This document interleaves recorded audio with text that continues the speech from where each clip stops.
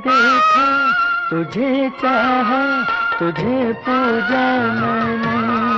छोटे से मुलाकात प्यार बन गई, प्यार बन के गले का हार बन गई। বাংলায় নিজেরই অভিনীত অগ্নিপরীক্ষা বলে একটি সুপারহিট সিনেমার কাহিনী অবলম্বনে উত্তম কুমার 1967 সালে ছোটি সি মুলাকাত বলে একটি হিন্দি সিনেমা বানিয়েছিলেন। উত্তম কুমার তার সঞ্চয়ের বিশাল অংশ খরচ করে নিজেই প্রডিউসার হিসেবে সিনেমাটি নির্মাণ করেছিলেন। সিনেমাটি ফ্লপ করেছিল এবং উত্তম কুমারের আর্থিক অবস্থা তার জেরে সেই সময় খুব খারাপ হয়ে যায়। এরপরে আর্থিক ক্ষতি সামলাতে মহানায়ককে অতিরিক্ত পরিশ্রম করে প্রচুর বাংলা সিনেমাতে কাজ করতে হয়, যার অধিকাংশ ছবিতেই তিনি কাজ করতে চাননি।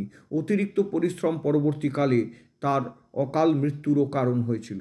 ছোটি সি মুলাকাতের কয়েক বছর আগেই উত্তম কুমারকে দর্শকেরা হিন্দি ফিল্মে দেখতে পারতেন যদি রাজ কাপুর নির্মিত সঙ্গম ফিল্মে দ্বিতীয় নায়ক রাজেন্দ্র কুমারের চরিত্রটির অফার উত্তম কুমারের কাছে আসার পর তিনি সেটা প্রত্যাখ্যান না করে গ্রহণ করে নিতেন।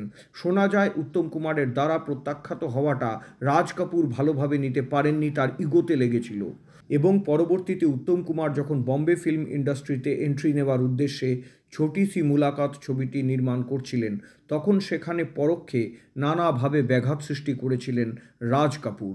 ছোটি সি মুলাকাত ছবির নায়িকা বৈজয়ন্তী মালা ফিল্মের মাঝপথে শুটিংয়ের ডেট দেওয়া নিয়ে উত্তম কুমারের সাথে অসহযোগিতা শুরু করেছিলেন, যার ফলে ছবির ডিলেইড কস্ট অনেক বেড়ে গেছিল। মহানায়ক সঙ্গীত পরিচালনার দায়িত্ব দিয়েছিলেন সেই সময় বলিউডের সবচেয়ে নামী মিউজিক ডিরেক্টর ডিও শঙ্কর জয়কিষাণকে। সেই বিখ্যাত শঙ্কর জয়কিষাণ জুটি মোহাম্মদ রফির গান আর শাম্মী কাপুরের নাচের মাধ্যমে একের পর এক হিট মুভি বানিয়েছিলেন। শাম্মী কাপুর ছাড়াও আরও অনেক নামী হিরোর সাথে তারা কাজ করেছিলেন। সেই যুগে যখন সোনার ভরি ছিল 300 টাকা, তখন উত্তম কুমার সঙ্গীত পরিচালনার জন্য শঙ্কর জয়কিষাণকে পারিশ্রমিক দিয়েছিলেন প্রায় 5 লক্ষ টাকা। শোনা যায় এত টাকা সেই সময় তাদের ফিজই ছিল না, তাদেরকে পাইয়ে দেওয়া হয়েছিল। অথচ এত খরচ বোধহয় প্রায় জলেই গেছিল।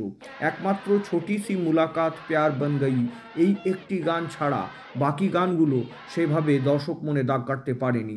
পারিশ্রমিক ও নামের তুলনাতে ওই মুভিতে শঙ্কর জয়কিষাণের পারফরমেন্স খুবই সাধারণ ছিল। মোহাম্মদ রফি সাহেবের গলা উত্তম কুমারের সাথে ম্যাচই করেনি। মহানায়ক লিপ দিলেও মনেই হচ্ছিল না যে উনি গাইছেন বলে। রফি সাহেব যে কোনো অভিনেতার জন্য বিভিন্নভাবে গাইতে পারতেন, তবে মনে হয় উত্তম কুমারের সাথে আগে কাজ করার অভিজ্ঞতা না থাকায় ওনার স্টাইলটা ঠিক ধরতে পারেননি রফি সাহেব। बस इतनी खता है मेरी और खता क्या।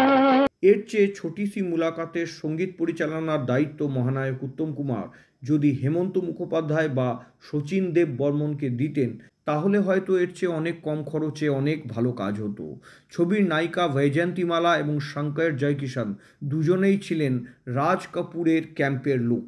ফিল্মের শুটিং সম্পূর্ণ হয়ে যাওয়ার পরে বাল্যবিবাহ দেখানো হয়েছে এই কারণ দেখিয়ে ফিল্মটির রিলিজ আটকে দিয়েছিল সেন্সর বোর্ড। সেখানেও নাকি রাজ কাপুর নিজের প্রভাব খাটিয়েছিলেন বলে শোনা যায়। অনেক দৌড়ঝাঁপ করে সেন্সর বোর্ড থেকে ছবিটি প্রদর্শনের ছাড়পত্র আদায় করতে পারলেও দেখা গেছিল যে পূর্বাঞ্চল ছাড়া আর কোনো ক্ষেত্র বা অঞ্চলের কোনো পরিবেশক বা ডিস্ট্রিবিউটার ফিল্ম ছোটি সি মুলাকাতের রাইটস বা পরিবেশন সত্ত্ব কিনতে আগ্রহী হচ্ছেন না। শেষ পর্যন্ত যদিও পরিবেশক জোগাড় হয়েছিল। কলকাতায় 13 সপ্তাহ চলেছিল ছোটি সি মুলাকাত, কিন্তু উত্তরাঞ্চল, মধ্যাঞ্চল এবং পশ্চিমাঞ্চলে এই সিনেমাটি 2 থেকে 3 সপ্তাহের বেশি চলেনি।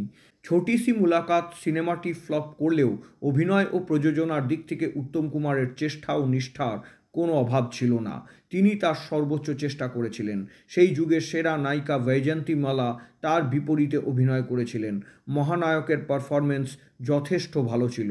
তবে সিনেমা একটা খুব অনিশ্চিত শিল্প। কোন সিনেমা যে দর্শকদের ভালো লাগবে আর কোন সিনেমা যে দর্শকদের দ্বারা প্রত্যাখ্যাত হবে, এটা অনেক বাঘা বাঘা প্রযোজক পরিচালকেরাও আগে থেকে অনুমান করতে পারেন না। এটা অনুমান করা খুবই দুষ্কর ব্যাপার। সেই যুগের অনেক রদ্দি সিনেমা ভালো গানের জোরে হিট করে গেছিল। দুর্বল সঙ্গীত পরিচালনা ছোটি সি মুলাকাত সিনেমার ব্যর্থতার একটা বড় কারণ বলে মনে হয়েছে। আরেকটা ছিল ছবির গল্প বাছাই এবং নির্দেশক বাছাই। এই ধরনের গল্পতে হিন্দি সিনেমা ঠিক হয় না। এবং ছবির নির্দেশক ছিলেন আলো সরকার, যিনি উত্তম কুমারের খুব ঘনিষ্ঠ ছিলেন, কিন্তু সেই অর্থে তার বলিউডে ছবি পরিচালনা করার কোনো অভিজ্ঞতাই ছিল না। মহানায়ক উত্তম কুমার যদি ছোটি সি মুলাকাত ছবিটি পরিচালনার দায়িত্ব শক্তি সামন্তের মতন কাউকে দিতেন, তাহলে হয়তো ছবিটা আরও একটু ভালো জায়গায় যেত। ডিস্ট্রিবিউটারদের অসহযোগিতার শিকার হয়েছিলেন উত্তম কুমার, কিন্তু এর পরে শক্তি সামন্তেরই অমানুষ ছবিতে নিজের দুর্ধর্ষ পারফরম্যান্সের মাধ্যমে বলিউডে কাম ব্যাক করে উত্তম কুমার বুঝিয়ে দিয়েছিলেন যে তিনি আক্ষরিক অর্থেই মহানায়ক।